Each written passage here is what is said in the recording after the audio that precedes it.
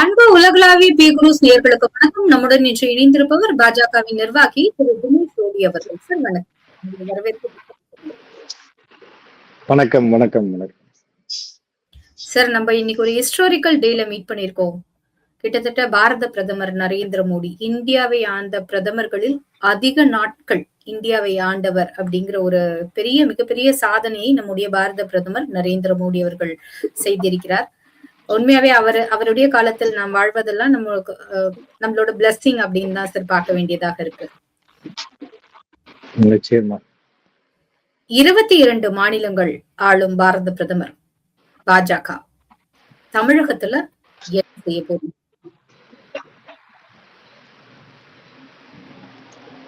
இருபத்தி 22 மாநிலங்கள்ல இருக்கு, அதனால தமிழகத்துல வரணும் அப்படிங்கிற அவசியம் இல்லைன்னு நான் நினைக்கிறேன்.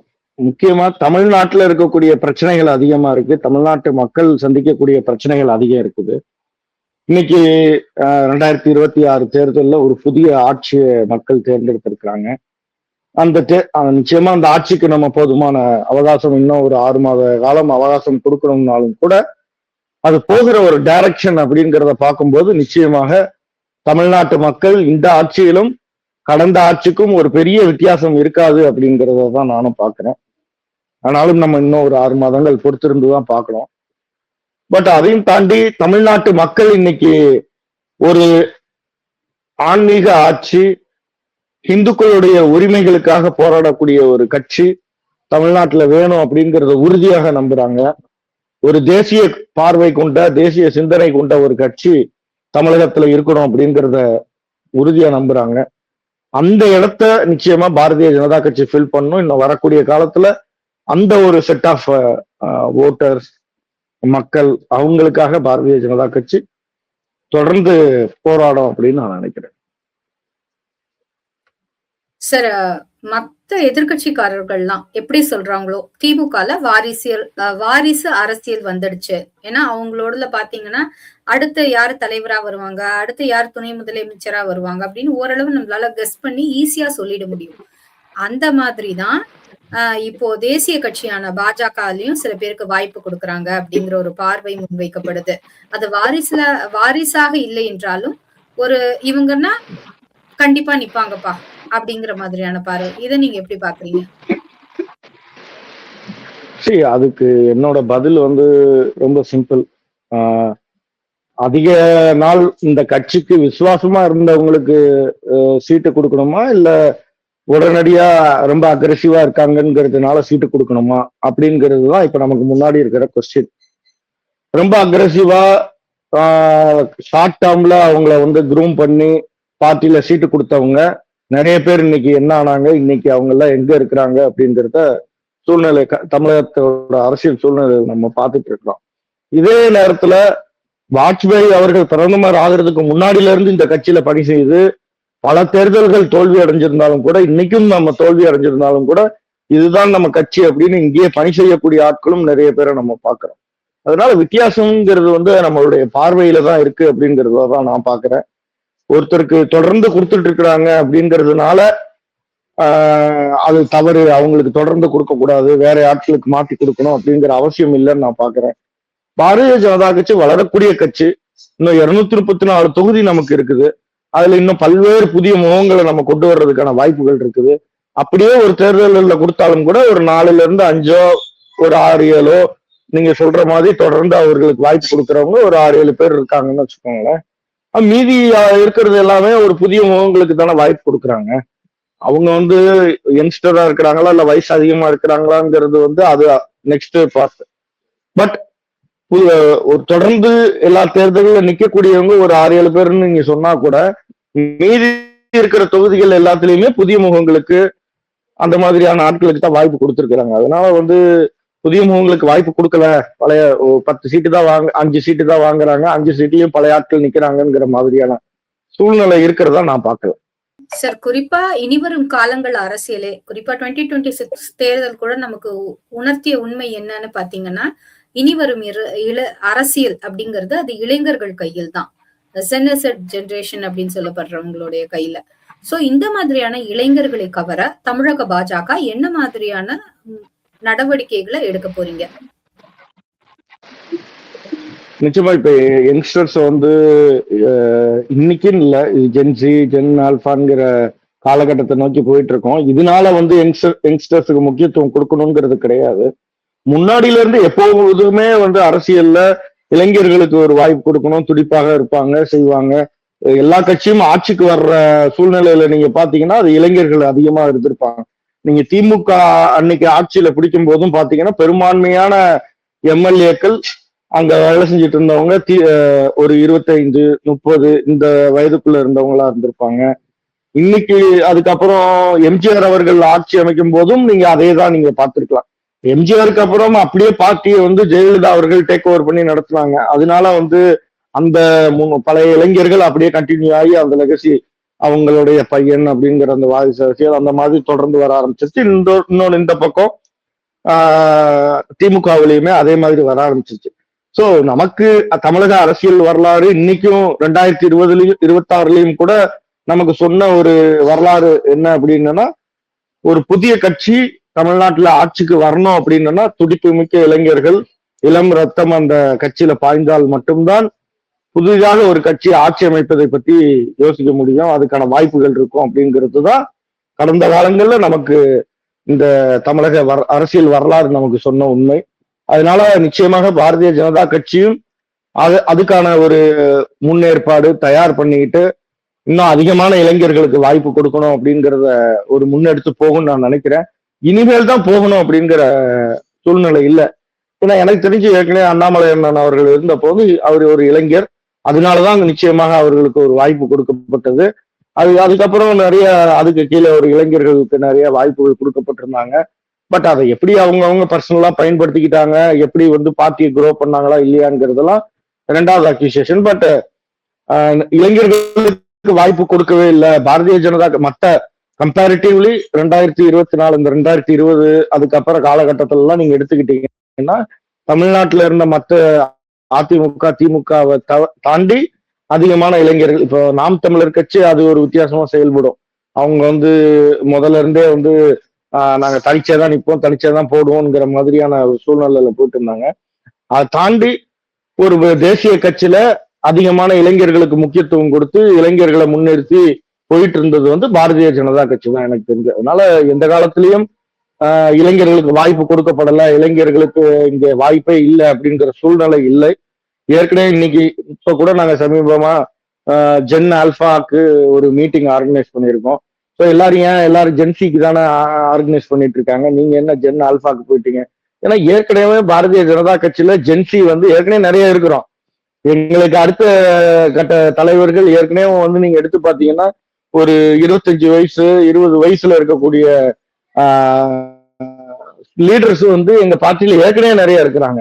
நீங்க இதெல்லாம் திமுகவிலயோ அதிமுகவிலயோ அதெல்லாம் பார்க்க முடியாது. திமுகவில அந்த ஜென்சிங்கிற கட்டத்துக்கே இப்பதான் அவங்க நோக்கி நகர ஆரம்பிச்சிருக்கிறாங்க.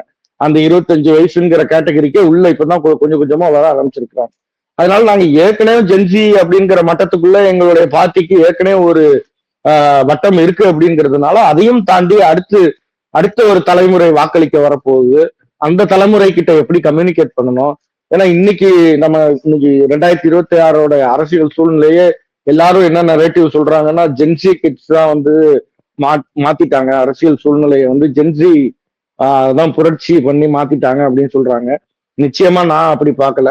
இந்த அரசியல் புரட்சி ஜென் ஆல்பா கிட்ஸ்னாலதான் நான் நடந்ததா நான் பாக்குறேன். ஏன்னா அதனாலதான் நம்மளுடைய முதலமைச்சரே வந்து அவருடைய பதவியேற்பு விழால குட்டீஸ் நண்பா நண்பீஸ் உங்களுக்கு எல்லாருக்கும் என்னுடைய நன்றி, உங்களாலதான் இது நடந்திருக்கு அப்படிங்கிறத அவர் பர்சனலா அதை உணர்ந்திருக்கிறார்.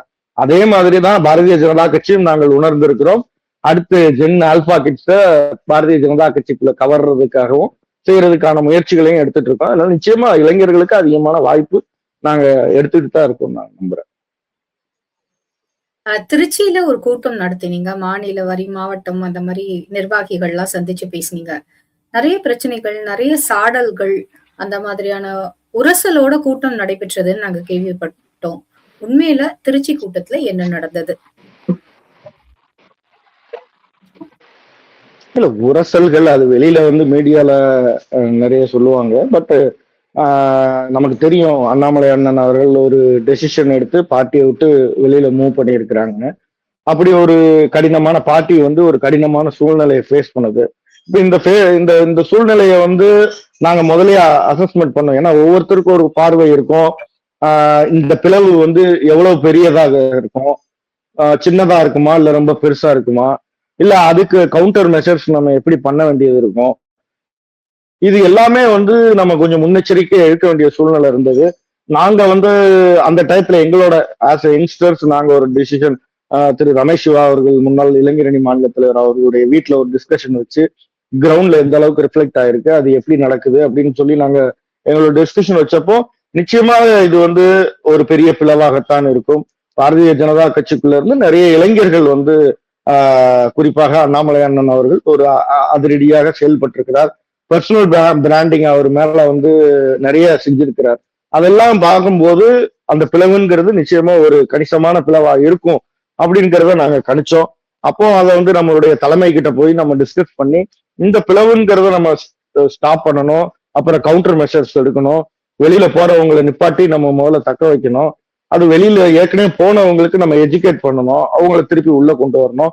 இந்த மாதிரி பல கவுண்டர் மெஷர்ஸ் இருக்கு, இதெல்லாம் எப்படி கையாளுறது அப்படிங்கிறத எங்களுடைய மாநில தலைமை கிட்ட நாங்க போய் எடுத்துட்டு சொல்லணுங்கிறதுனால நயினார் நாகேந்திரன் அண்ணன் அவர்களை வந்து நேர்ல சென்னையில கமலாலயத்துல சந்திச்சு இதை எப்படி எல்லாம் கையாள முடியும், அதே மாதிரி இன்னைக்கு தேதிக்கு என்னென்னலாம் நம்ம செய்ய வேண்டியது இருக்கு அப்படிங்கிற விஷயத்தெல்லாம் எடுத்து சொன்னோம்.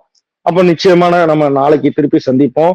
இன்னும் நான் சீனியர், ஏன்னா நாங்க முதல் நாள் சந்திக்கும் போது நயினார் நாகேந்திரன் அண்ணன் மட்டும்தான் இருந்தாங்க. ஸோ அதுக்கு அடுத்த நாள் அட்லீஸ்ட் ஒரு கோர் கமிட்டியில இம்பார்ட்டன்டான சீனியர் லீடர்ஸ் எல்லாரையும் கூப்பிட்டு வச்சு அவங்க கிட்ட ஒரு டிஸ்கஷன் நம்ம கொண்டு போவோம் அப்படின்னு சொல்லி அடுத்த நாள் இன்னொரு டிஸ்கஷன் வச்சோம். அதுலயும் எங்களுடைய கருத்துக்களை நாங்க ஆணித்தரமா சொன்னோம். அதை தொடர்ந்துதான் அடுத்து திருச்சியில வந்து முதல்ல மாவட்ட நிர்வாகிகள், பேரண்ட் பாடி அமைப்புகளுக்கு எல்லாம் ஒரு கூட்டம் ஏற்பாடு செஞ்சிருக்காங்க. அந்த கூட்டம் முடிஞ்சதுக்கு அப்புறம் திருப்பி இளைஞர்களுக்கு ஒரு 100 இளைஞர்களை வச்சு நாங்க எப்படி இதை எடுத்துட்டு போறது, எப்படி இளைஞர்களை வந்து நம்ம பிஜேபியில இப்ப குரூம் பண்ணி ஒரு விஷுவலைஸ்ல காட்ட வேண்டியிருக்கு. ஏற்கனவே பிஜேபியில இளைஞர்கள் அதிகமா இருக்கிறாங்க. அந்த பிஜேபியில இளைஞர்கள் இல்லைங்கிறத வந்து யாராலையும் அக்செப்ட் பண்ண முடியாது. நீங்க எந்த வேற ஒரு கட்சியை கம்பேர் பண்ணும் போது கூட தமிழ்நாட்டுல பிஜேபியில இளைஞர்கள் அதிகமா இருக்கிறாங்க. ஆனா அது எங்க நம்ம மிஸ் பண்றோம், ஏன்னா ஒரு டிபேட்டோ ஒரு மீடியா அப்பியரன்ஸ்லயோ பிரஸ் மீட் ஹேண்டில் பண்றதுலயோ ஒரு தேசிய தலைவர்கள் வரும்போது அவங்கள ரிசீவ் பண்ணி அவங்களுக்கான ரூட் புரோட்டோகால் பிளான் பண்றதுலயோ இல்ல ஒரு பெரிய மாநாடு மாதிரியான விஷயங்களை வந்து ஆர்கனைஸ் பண்றதுலயோ இதுல வந்து பெரும்பாலும் இளைஞர்களுக்கு அதிகமா இன்னும் நீங்க முக்கியத்துவம் கொடுத்து முன்னுரிமை கொடுத்து அவங்களோட ஃபேஸ் முன்னாடி ப்ரொஜெக்ட் ஆனதுன்னா மட்டும்தான் ஓகே இது இளைஞர்கள் அதிகமா இருக்கக்கூடிய கட்சி. இதுக்கு முன்னாடி வந்து இந்த சூழ்நிலை தேவையில்லாம இருந்திருக்கலாம். நாங்க வந்து பேக் எண்ட்ல வேலை பார்த்தா போதும் அப்படிங்கிற சூழ்நிலை இருந்திருக்கலாம். ஆனா இன்னைக்கு விஜய் மாதிரி ஒரு ஃபேக்டர் வந்திருக்கிறாங்க. இன்னைக்கு திருப்பி அண்ணாமலை அவர்கள் பிளவு செஞ்சுட்டு ஒரு புதிய கட்சி ஆரம்பிச்சிருக்கிறாங்க. நிறைய இளைஞர்கள் வேற பக்கம் ஈர்க்கக்கூடிய ஒரு வாய்ப்பு அதிகமா இருக்குது. அப்படி இருக்கக்கூடிய சூழ்நிலையில இன்னைக்கு நம்ம கவுண்டர் மெஷர்ஸ் பண்ணணும், செய்யணும், நம்மளுடைய டேமேஜ் கண்ட்ரோல்ங்கிறத வந்து எடுத்துட்டு போகணும் அப்படின்னா இந்த மாதிரி விஷயங்கள்லாம் நம்ம பண்ணி ஆகணும் அப்படிங்கிறதுக்கான திட்டம் ஒரு ஒரு பக்கம் அறிக்கையை நாங்க வந்து கொடுத்து இந்த விஷயங்கள் எல்லாம் எங்களுக்கு பண்ணி கொடுக்கணும், இளைஞர்களுக்கு வந்து பண்ணி கொடுத்து அவங்கள வந்து குரூம் பண்ணணும் இந்த பார்ட்டியில அப்படிங்கிற விஷயங்கள் எல்லாத்தையும் நாங்க ரெக்வஸ்டா வச்சிருந்தோம். அதை தொடர்ந்து எங்களுடைய மாநிலத்துல இன்னைக்கு கூட டெல்லிக்கு கிளம்பி இருக்கிறாங்க. நான் நிச்சயமா அதை பத்தி பேசுறேன். டெல்லி தலைமையில பேசி நாங்க என்னென்னலாம் என்னால உங்களுக்கு சப்போர்ட்டா பண்ணித்தர முடியுமோ நான் எல்லா சப்போர்ட்டையும் நான் பண்ணித்தரேன் அப்படிங்கிறத உறுதியளிச்சிருக்கிறாங்க. அதனால நிச்சயமா பாரதிய ஜனதா கட்சியிலையும் அதிகமா இளைஞர்களுக்கு இன்னும் நீங்க வரக்கூடிய நாள்ல பாப்பீங்க. மீடியா ஃபேஸஸ் ஆகவும் சரி அதிகமான இடங்கள்ல இன்னும் இளைஞர்கள் இருக்கிறதையும் நம்ம பார்க்க முடியும். சார், முக்கியமான விஷயமா நான் என்ன கேட்க விரும்புறேன்னா, உங்க கட்சியில ஒருவர் பயணிக்கிறாரு. பயணித்து அவர் வந்து திடீர்னு நல்ல கட்டுப்பாடற்ற சுதந்திரம் அவங்களுக்கு கொடுக்குறீங்க. அவர் நல்லா வளர்றாரு, கட்சியும் வளர்க்குறாரு. திடீர்னு வந்து அவர் வெளில போன பிறகு அவர் வந்து அவர் கூட போறவங்க துரோகிங்க அப்படின்னு சொல்றத வந்து எப்படி நாங்க எடுத்துக்க முடியும்? நேற்று வரை உங்க கூட இருந்த போது நல்லவங்களா இருந்தாங்க, இன்னைக்கு வெளில போனோடனே துரோகிகள் ஆயிட்டாங்களா?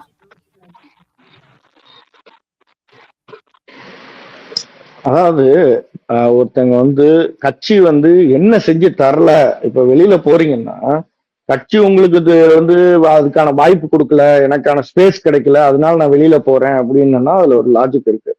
இன்னைக்கு கட்சி இவ்வளவு ஒரு மாநில தலைவருக்கு இந்த அளவுக்கான வாய்ப்புகளையோ அந்த அளவுக்கான சுதந்திரத்தையோ பார்ட்டியோட ரிசோர்சஸையோ செலவு பண்ணது வந்து இதுவரைக்கும் எந்த ஒரு மாநில தலைவருக்கும் கிடைக்காத ஒன்று.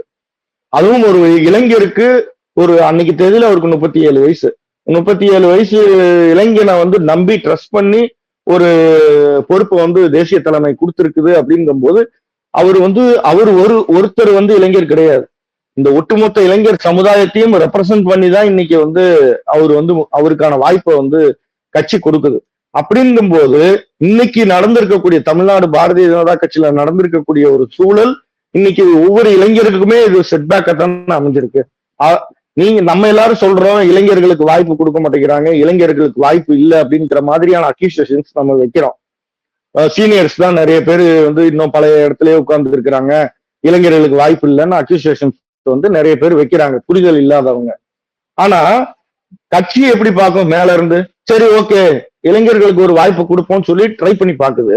ட்ரை பண்ணி பாக்குற அந்த ஒரு வாய்ப்புலையும் ஒரு சுயநலத்துக்காக சுயலாபத்துக்காக ஒரு விஷயத்த செஞ்சுட்டு வெளியில போறாங்க அப்படிங்கும் போது இது ஒட்டுமொத்த இளைஞர் சமுதாயத்துக்கும் எதிரான ஒரு செயலாத்தான் நாங்க பாக்குறோம். அவர் செஞ்ச ஒரு தப்புனால இன்னைக்கு ஒட்டுமொத்த இளைஞர் சமுதாயத்து மேலையும் அது ஒரு கரையாகத்தான் படிஞ்சிருக்கு.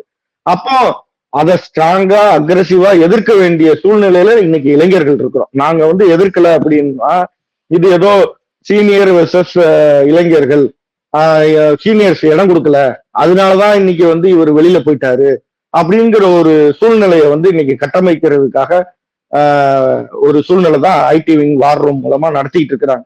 ஆனா உண்மை அது கிடையாது. அவருக்கு கொடுக்கப்பட்ட வாய்ப்புகள், அவருக்கு கட்சி செஞ்சு கொடுத்த விஷயங்கள் எல்லாருக்குமே இன்னைக்கு கடைசியா ஒரு எலெக்ஷன்ல இருந்து பிரச்சாரத்துக்கு கூட அவர் ஒரு ஆளுக்கு மட்டும்தான் வந்து ஹெலிகாப்டர், எல்லா ஊருக்கும் அவர் ஹெலிகாப்டர்ல போய் தான் பிரச்சாரம் பண்ணார். இந்த சலுகை கூட வேற ஒரு தலைவர்களுக்கும் அந்த சலுகை கொடுக்கப்படல. அப்படிங்கும் போது அவருக்கு தேவையான எல்லா விஷயத்தையுமே பாரதிய ஜனதா கட்சி செய்து கொடுத்துட்டு தான் இருந்தது. ஆனா எந்த இடத்துலயுமே அவர் அதை ஒரு நிமிஷம் கூட யோசிக்கல.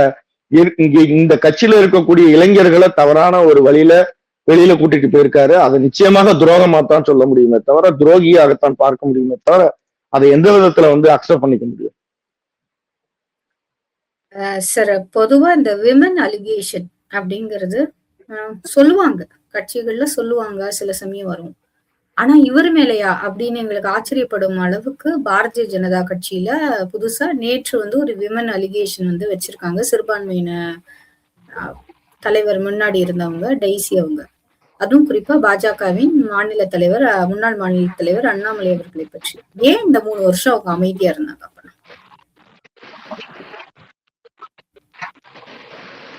இல்ல நீங்க சொல்றது வந்து அது உமன் சொன்னதுனால உமன் அலிகேஷன் அப்படின்னு பார்க்க முடியாது. ஏன்னா அண்ணாமலை அண்ணன் வந்து பர்சனலா வந்து எதுவுமே பண்ணதா பார்க்கல. பட் அவர் கேரக்டர், அவர் வந்து நடந்து கொண்ட விதம், அது வந்து நாட் ஜஸ்ட் ஃபார் உமன்.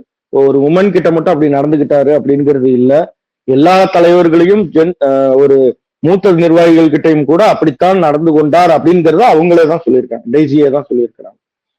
ஏன்னா நாங்க பர்சனலா அதை பார்த்தது இல்லை, அதனால ஆமா அப்படிதான் பண்ணாருன்னு நான் அலிகேஷன் வைக்க முடியாது. ஏன்னா நான் பர்சனலா அதை மாதிரி அனுபவிச்சது இல்லை. பட் ஆனா நிறைய பேர் இப்போ மூத்த தலைவர்கள் நிறைய பேர் அந்த மாதிரியான அலிகேஷன்ஸ் நிறைய வச்சிருக்கிறாங்க.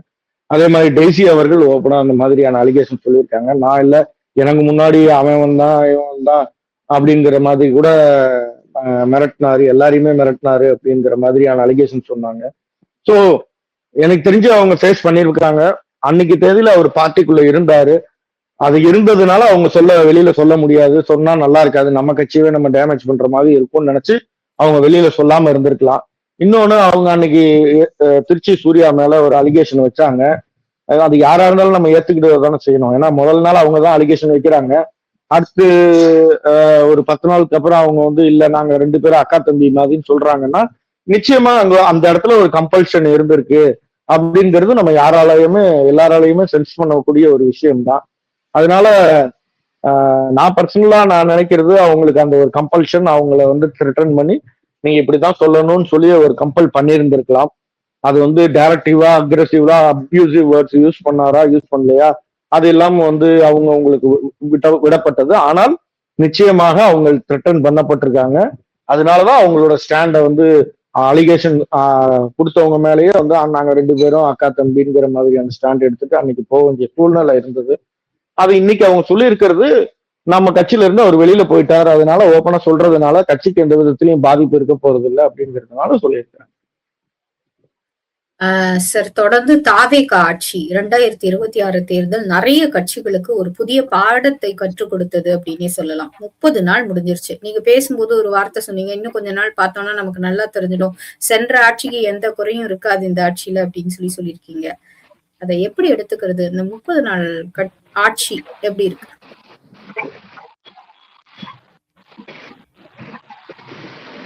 இந்த 30 நாள்ல வந்து ரொம்ப ஆட்சி ரொம்ப சூப்பரா இருக்கு, நல்லா பண்ணிட்டு இருக்காங்கன்னு சொல்ல முடியாது. நம்ம பார்த்துட்டு இருக்கோம், மின்வெட்டுல இருந்து நிறைய பிரச்சனைகள் வந்து இன்னும் கிரவுண்ட்ல வந்து மக்கள் ஃபேஸ் பண்ணிட்டு இருக்காங்க. தொழில்கள் எல்லாம் வேற மாநிலத்துக்கு மூவ் ஆன் ஆயிட்டு இருக்கு. இந்த மாதிரி நிறைய அலிகேஷன்ஸ் இருக்கு. பட் அவங்க எல்லாருமே வந்து ஒரு யங்ஸ்டர்ஸா இப்பதான் ஆட்சிக்கு வந்திருக்கிறாங்க, ஆட்சி பொறுப்புல வந்து உட்கார்ந்து இருக்கிறாங்க. இதே பொசிஷன்ல ஒரு திமுகவோ அதிமுகவோ வந்திருந்தாங்கன்னா ஃப்ரம் டே ஒன் அவங்களை விமர்சிக்கிறதுக்கான முழு அதிகாரமும் உரிமையும் நமக்கு இருக்கு. ஏன்னா அவங்க எல்லாருமே ஏற்கனவே ஆட்சியில இருந்தவங்க, ஒரு ஆட்சியை எப்படி நடத்தணும்னு தெரிஞ்சவங்க. ஆனா தாவேகா மாதிரியான ஒரு அரசு மொத்தமா ஃப்ரம் டாப் டு பாட்டம் அவங்க எல்லாருமே இப்பதான் ஃபர்ஸ்ட் டைம் வந்து உட்கார்ந்து இருக்கிறாங்க. பியூரோக்ராட்ஸை பத்தி புரிஞ்சுக்கணும், அவங்களுடைய அலுவலகத்தினுடைய நடைமுறை புரோட்டோகால்ஸ் இது எல்லாத்தையுமே தெரிஞ்சுக்கணும். இது எல்லாமே பண்ணதுக்கு அப்புறம் தான் வந்து அவங்களுக்கான ஹோல்டு எடுத்து கமாண்டிங் பொசிஷன்ல அவங்க உட்கார முடியும். இப்போ வரைக்கும் அவங்க வந்து ஆபீசர்ஸ் டிபெண்ட் பண்ணி தான் இருப்பாங்க. ஸோ நம்ம டாஸ்மார்க்லயே பாக்குறோம், பாட்டிலுக்கு 10 ரூபான்னு சொல்லி விஜய் அவர்கள் தான் பாட்டெல்லாம் பாடி அவருடைய பிரச்சாரத்துல வந்து முன்னேறிருந்தார் அலிகேஷன்ஸ்.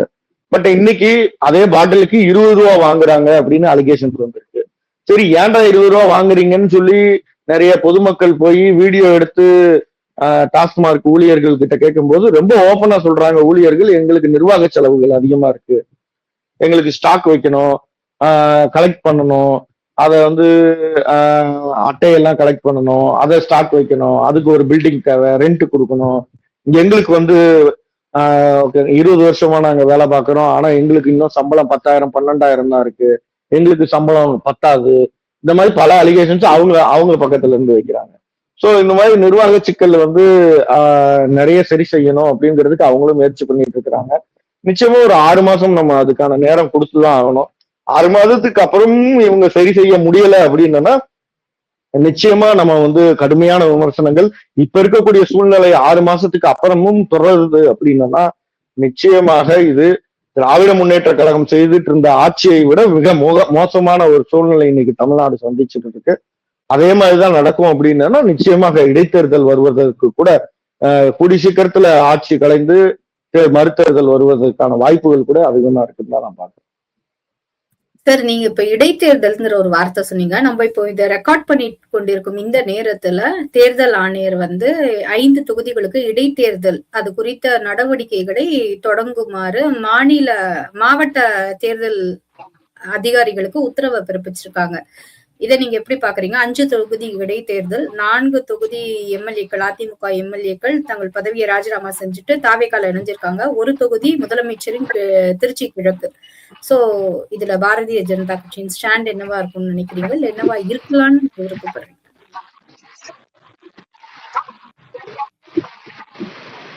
பாரதிய ஜனதா கூட கட்சியோட ஸ்டாண்ட் இட்ஸ் டூ இயர்லி. இன்னும் நம்ம வந்து தேர்தல் தேதி அறிவிக்கணும். அதுக்கப்புறம் தான் வந்து எங்களுடைய கட்சி, அதுவும் ஜென்ரலா நம்ம பார்த்துருக்கணும், சென்ட்ரல் ஒரு ஹை கமாண்ட் இருக்கும்போது நம்ம பார்ட்டில இருந்து பரிந்துரை கொடுப்போம், அவங்க அதை அப்ரூவ் பண்ணி கீழே சொல்லுவாங்க. அதுக்கப்புறம் தான் நம்மளுடைய நிலைப்பாடுகள் என்ன அப்படிங்கிறத நம்ம முடிவு பண்ணுவோம்.